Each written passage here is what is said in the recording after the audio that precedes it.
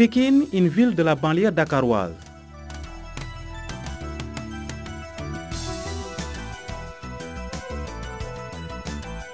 De 2500 élèves.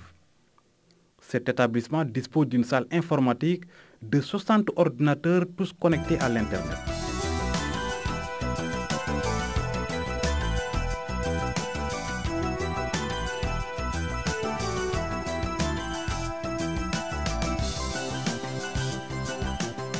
Avec l'encadrement de leurs professeurs, les élèves ont tous appris à manipuler l'outil informatique. Pour entrer dans le site de l'école, on clique www.semtidjani.edu.com. On apprend à se connecter, on fait aussi des recherches, on nous apprend aussi des leçons sur l'Internet. Pour renforcer leurs cours, les enseignants utilisent ces ordinateurs qui constituent de véritables supports pédagogiques pour eux. Depuis que nous faisons informatique, quand on regarde les statistiques, Alhamdulillah, Tidjani fait partie des établissements où les résultats sont constants. Depuis plusieurs années maintenant, on fait d'excellents résultats. Ça se ressent parce que les profs utilisent les TIC pour faire leur enseignement-apprentissage en dehors des heures de cours d'informatique. Le CM Tidjani de Pékin fait partie de 204 collèges équipés par l'USAID Éducation de base. Voilà, il faut dire que la salle informatique occupe une place importante dans le dispositif qui est le nôtre. Et là, il faut dire d'emblée qu'on peut parler d'engouement quand on regarde un peu combien les élèves sont intéressés à la chose. Et là, il faut dire que bon, malgré les perturbations de l'année scolaire, la salle informatique est la seule salle qui ne désemplit pas. Autrement dit, durant toutes les heures d'informatique, il y a un nombre très réduit d'absents.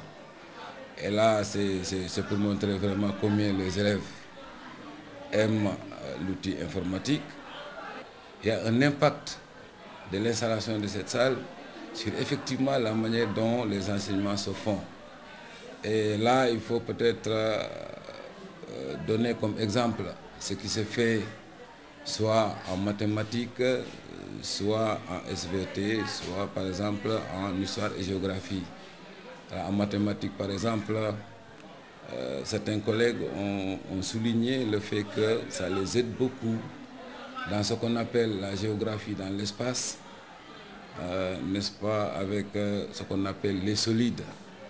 Voilà, en SVT, vous voyez, un peu avec le dénuement, n'est-ce pas, que l'on peut constater à gauche, à droite dans les écoles. C'est pour dire un peu qu'il n'y a pas de laboratoire. Et donc cette salle peut pallier à cette situation dans la mesure où il s'agit pour les professeurs de télécharger et par conséquent de prendre un raccourci par rapport à ce qu'ils voudraient montrer à leurs élèves. C'est dans ce sens qu'on peut considérer que vraiment la salle informatique au CM Tidjani est venue pour régler beaucoup de problèmes par rapport aux enseignements-apprentissages. L'innovation de taille, c'est que parfois dans certains établissements, nous n'avons pas de salle informatique dédiée.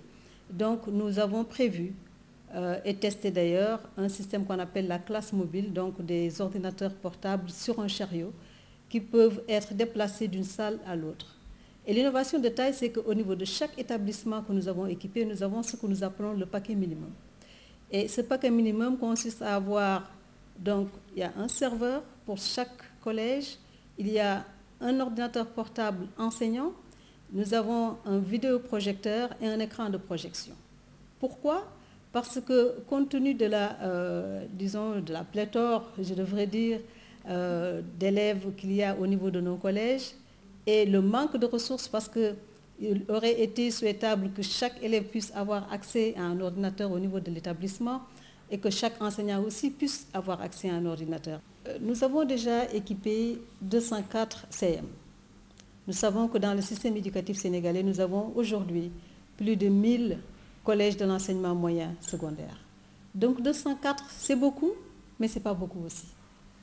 Donc, nous faisons un appel parce que tous les enfants du Sénégal, tous les élèves du Sénégal ont le droit, tous les collégiens ont droit à l'accès au TIC pour une meilleure qualité de leur éducation. Est-ce que tous les acteurs du CM sont visibles, etc., etc. Donc c'est ça que nous cherchons à voir. Est-ce que les structures de pérennisation, est-ce que les cellules pédagogiques de l'établissement sont bien fonctionnelles? C'est tout ceci qu'on voudrait voir sans pour autant avoir à nous déplacer jusqu'à l'école. Il nous suffira tout simplement de nous connecter sur le site web pour voir comment l'établissement vit. Est-ce que le principal joue vraiment son rôle? Est-ce que les enseignants jouent vraiment leur rôle? Est-ce que